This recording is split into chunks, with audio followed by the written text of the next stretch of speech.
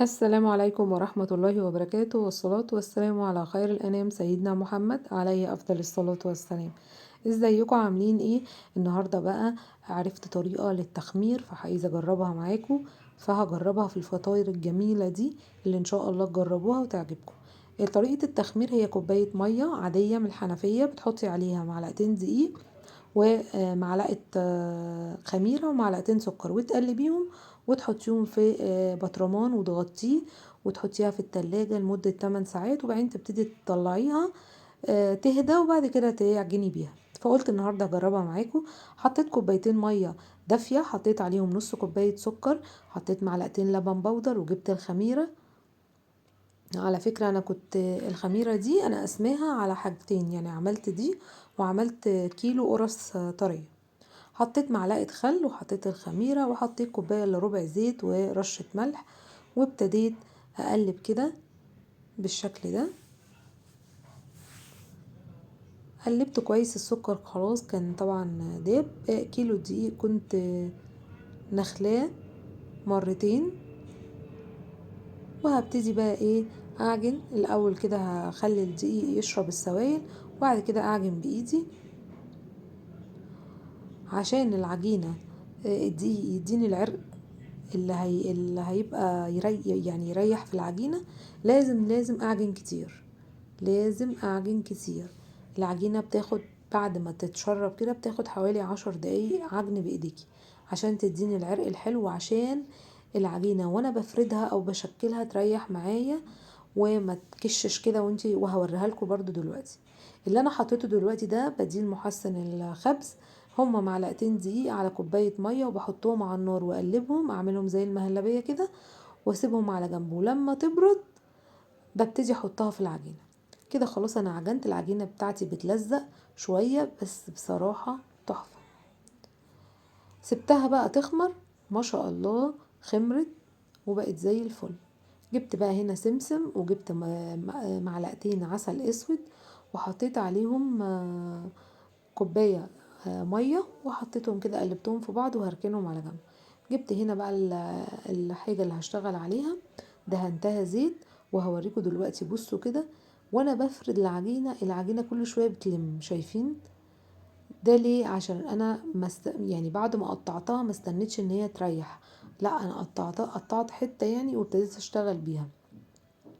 فابتديت بقى بقطع كده في حجم البرتقانة كده الصغيرة، برتقانة البلدي كده. وببتدي برضو ايه ادخلها جوه بعضها.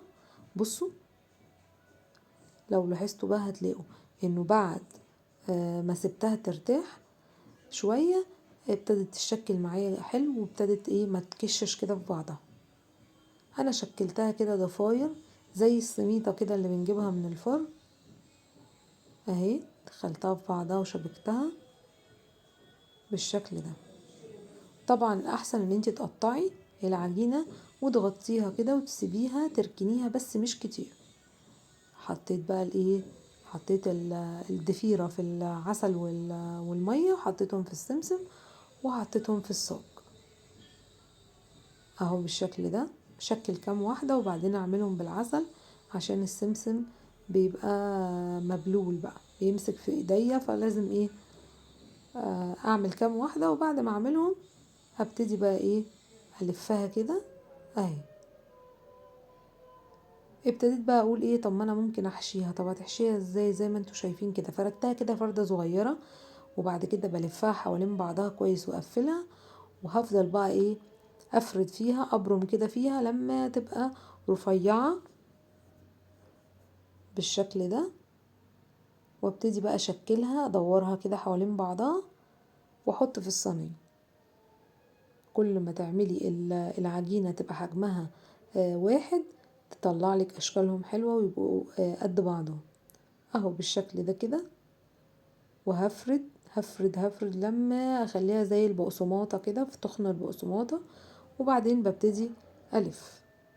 هي عايزة اقول لكم ان العجينة حلو، ريحتها حلوة جدا وكمان طلعت طعمها تحفة. سبتها بقى تخمر، وبعد ما خمرت اللي هي بالجبنة دي دهنتها برضو مية بعسل اللي انا عاملاه، وما دهنتش بيض ولا حاجة، وشفتوا اللمعة اللي فيها تحفة. وسبتها تخمر بس مش كتير، يعني حوالي 10 دقايق ربع ساعة بالكتير. أول ما لقيتها عليت لفوق دخلتها على الفرن سخنة مولعة. يا جماعة لو قعدتوها تخمر كتير هتلاقي بدل ما هي بتخمر لفوق هتلاقيها بتخمر بتفرش كده للجنب، ومش هتبقى حلوة وهتنشف منكم. التخمير ما يبقاش وقت كتير. حطيتها بقى في الفرن. بصوا اللون ده صدقوني من العسل بالمية، ولا حطيت لبن ولا حطيت بيض ولا حطيت اي حاجة. بعد ما خرجت رشتها بالمية ام عسل تاني وطلعت تحفة. ما تنسونيش بقى في اللايك والشير وتعليقاتكم الجميلة. يا رب يكون الفكرة عجبتكم، تنفع طبعا لللانش بوكس، تنفع للفطار، تنفع العشاء. ان شاء الله تجربوها وتعجبكم. والسلام عليكم ورحمة الله وبركاته.